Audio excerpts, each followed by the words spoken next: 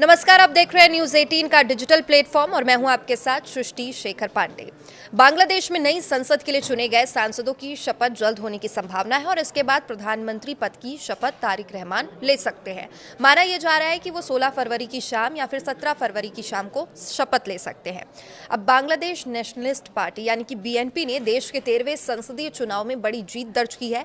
Reports की माने तो बीएनपी और उसके सहयोगी दलों ने 300 संसद में 299 सीटों पर मतदान में करीब 210 सीटें जीती और एक सीट पर उम्मीदवार की मौत के कारण मतदान टल गया था। इस जीत को देश की राजनीति में सबसे बड़ा बदलाव माना जा रहा है और ये चुनाव जुलाई 2024 के आंदोलन के बाद हुआ, जिसमें पूर्व प्रधानमंत्री शेख हसीना का लंबा जो शासन था वो खत्म हुआ था।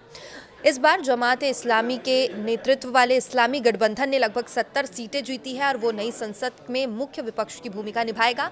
अन्य छोटे दलों और निर्दलीय उम्मीदवारों ने करीब 17 सीटें जीती है। चुनाव आयोग ने 3 सीटों के नतीजे फिलहाल रोक दिए हैं क्योंकि वहां विजेता उम्मीदवारों के खिलाफ अदालत में मामले लंबित हैं। अब बीएनपी के मौजूदा अध्यक्ष तारिक रहमान 25 दिसंबर 2025 को 17 साल के स्वैच्छिक निर्वासन के बाद लंदन से बांग्लादेश लौटे थे। उन्होंने एक से अधिक सीटों से चुनाव जीता है और अब उनके प्रधानमंत्री बनने की संभावना पूरी है।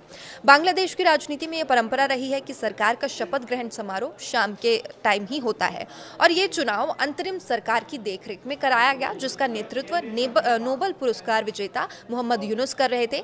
लंबे राजनीतिक संकट के बाद ये चुनाव कराया गया और इसे कई सालों में पहला वास्तविक प्रतिस्पर्धी चुनाव माना जा रहा है।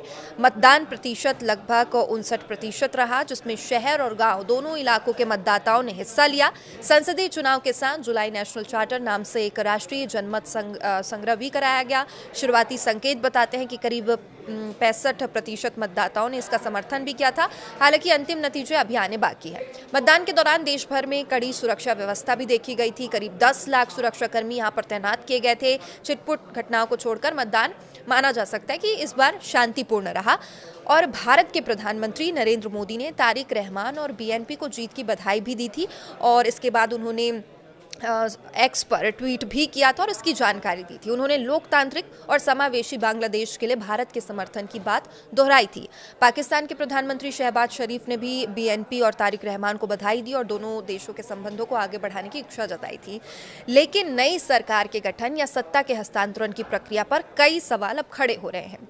संविधान के मुताबिक सत्ता के हस्तांतरण और नई सरकार के गठन की प्रक्रिया नई चुने सदस्यों के शपथ ग्रहण के जरिए शुरू होगी, लेकिन इसमें भी एक है। आमतौर पर चुनाव आयोग की ओर से 1 या 2 दिनों के भीतर जिन अनौपचारिक नतीजों का ऐलान किया जाता है उसे आधिकारिक नतीजा नहीं माना जाता। यानी चुनाव आयोग की ओर से नतीजों के ऐलान के 3 दिनों के भीतर आपको शपथ लेना जरूरी नहीं है। संविधान के अनुच्छेद 148 में यह कहा गया कि चुनावी नतीजों को सरकारी गजट के जरिए अधिसूचित करना होगा। उसके 3 दिनों के भीतर निर्वाचित सदस्यों के लिए शपथ ग्रहण समारोह आयोजित करना होगा। अब ऐसे में आयोग की ओर से ये नतीजों के ऐलान के बाद गजट अधिसूचना जारी होने से और कुछ दिन का समय लग सकता है और इस बीच अंतरिम सरकार के मुख्य सलाहकार के प्रेस सचिव ने पत्रकारों को बताया कि उनकी राय में शपथ ग्रहण समारोह 18 फरवरी से ज़्यादा देर इसमें नहीं होगी। अब प्रेस सचिव ने बीती 5 फरवरी को पत्रकारों से बातचीत में कहा था कि सत्ता के हस्तांतरण की प्रक्रिया बहुत कम समय में पूरी हो जाएगी या आधिकारिक नतीजों के 3 दिनों के भीतर हो जाएगी। 15 या 16 फरवरी तक ऐसा हो सकता है और उन्होंने ये कहा था कि उन्हें नहीं लगता कि इस काम में 17 या 18 फरवरी से ज़्यादा देर हो सकती है। यानी इससे साफ है कि सब कुछ ठीक रहने की स्थिति में चुनाव के बाद 6 दिनों के भीतर ही यानी सरकार के गठन की प्रक्रिया शुरू हो सकती है।